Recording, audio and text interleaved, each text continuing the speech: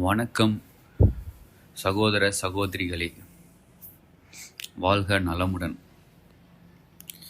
அடுத்த தலைமுறைக்கு நல்லதோர் உலகை விட்டு செல்வோம். உருவாக்க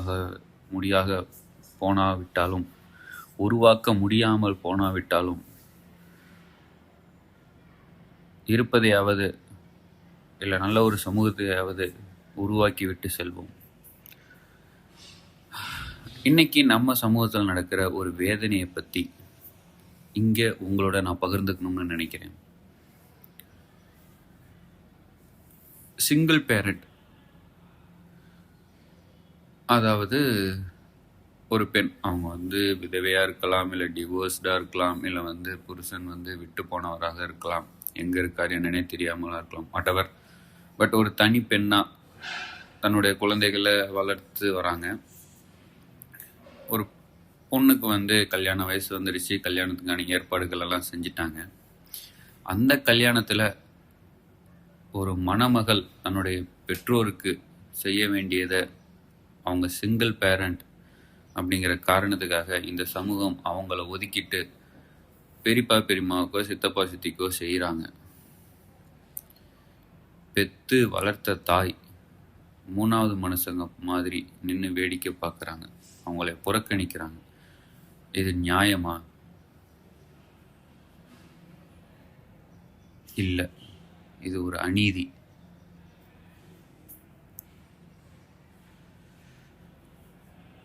திருமண மேடையில் மகள் மணமகளாக அமர்ந்திருக்காங்க. அவளுடைய தாயோ மூணாவது மனுஷங்க போல நின்று வேடிக்கை பார்க்குறாங்க. அவளின் கண்ணில் கண்ணீர், அவளின் மனதில் வேதனை. நான் தான் அவளின் தாய், ஆனால் சமூகமே என்னை புறக்கணிக்கிறது என்ற துயரம்.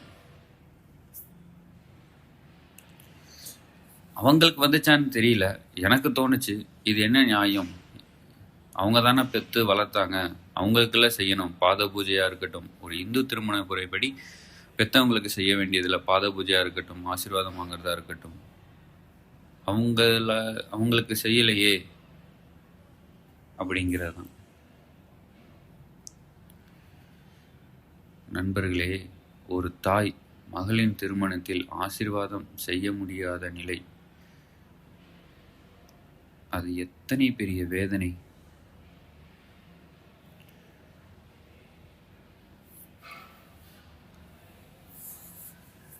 அன்பு என்றால் மகளின் வாழ்க்கையை மலர செய்வது. அவங்களுக்கு அவங்க தானே மக்கள், குழந்தைங்க தானே மக்கள் பெற்றவங்களுக்கு.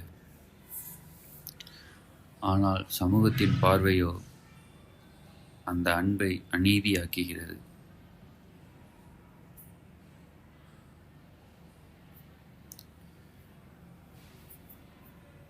எல்லாரும் கடந்து போகிற ஒரு சாதாரண விஷயம் இது கிடையாது.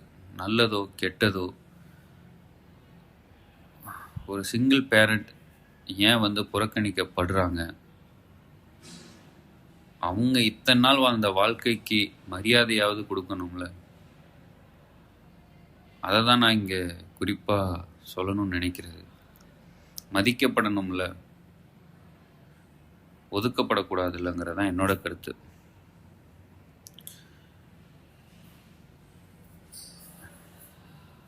எல்லாரும் பார்த்துருப்போம், நல்லது கெட்டது ஏதாவது விஷயங்களில் இது மாதிரியான சிங்கிள் பேரண்ட் அவங்கள புறக்கணிக்கப்படுறத பார்த்துருக்கீங்க தானே? உங்களுக்கு தோணலையா? உறுத்தலாம் இல்லையா? இல்லை இது சொசைட்டியோட டேர்ம்ஸ், சொசைட்டி ரூல்ஸ் அப்படிம்பீங்களா? எதுலேயோ அப்டேட் ஆகுறீங்க, என்னென்னமோ மெத்தட், என்னென்னமோ லைஃப் ஸ்டைல்லாம் மாற்றிக்கிட்டீங்க. சைனீஸ் நூடுல்ஸ் சாப்பிட்றீங்க, சைனீஸ் ட்ரெஸ் போட்டுக்கிறீங்க, கொரியன் சீரீஸ் பார்க்குறீங்க. அப்படி இருக்கும்போது ஒரு மனுஷனாக அடுத்த மனுஷனுடைய மனசை புரிஞ்சிக்க முடியலையா? அதோட வலியை உங்களுக்கு தெரியலையா? உங்களுக்கு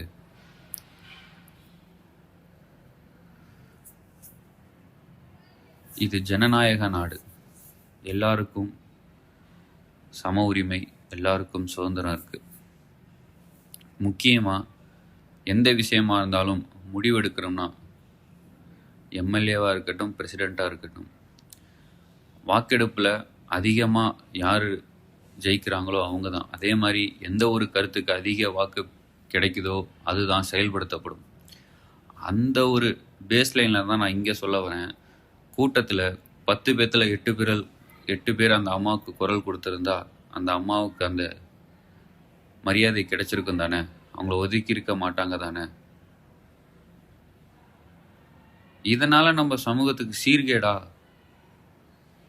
அப்படின்னு கேள்வியை நான் உங்ககிட்டே விட்டுறேன். ஏன் இப்படி வாழ்தல்ல, இப்படி இந்த சமூகத்தோட கட்டுப்பாடுகள்ல எந்த ஒரு தவறுமே நடக்கிறது இல்லையா? நான் சொல்றதெல்லாம் பெத்ததுக்காக அவங்க அந்த பெத்த பிள்ளைகளை வளர்த்து இந்த சமூகத்தோட டேர்ம்ஸ் படி கல்யாணம் பண்ணி கொடுக்குறாங்கல்ல.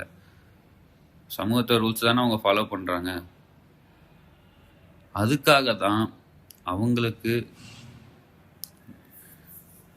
மரியாதை கிடைக்க நாம போராடணும். நாம் பெரும்பான்மையான குரல் கொடுக்கணும். நம்ம ஊர்ல ஒரு பழமொழி இருக்கு, மகள் சிரிச்சா வீடு சிரிக்கும். ஆனா மகள் சிரிக்கிற திருமணத்தில் தாய் சிரிக்க முடியாத நிலை. அது வீடு இல்லை, அது சிறை. அந்த சிறையை தான் நம்ம உடைக்கணும். நண்பர்களே, இது ஒரு கதை மட்டுமல்ல, இது ஒரு குரல். நாம் அனைவரும் சேர்ந்து இந்த குரலை உயர்த்த வேண்டும். சிங்கிள் மதர்ஸுக்கு உரிமை கொடுக்க வேண்டும். மகளின் திருமணத்தில் அவளின் தாய் ஆசீர்வாதம் இருக்க வேண்டும். அந்த தாய்க்கு தான் மரியாதை செய்யப்பட வேண்டும். அப்போதுதான் நாம் பெரும்பான்மையால் வெல்வோம். ஜனநாயக இந்தியாவில் அன்புதான் வெற்றி பெறும். நன்றி.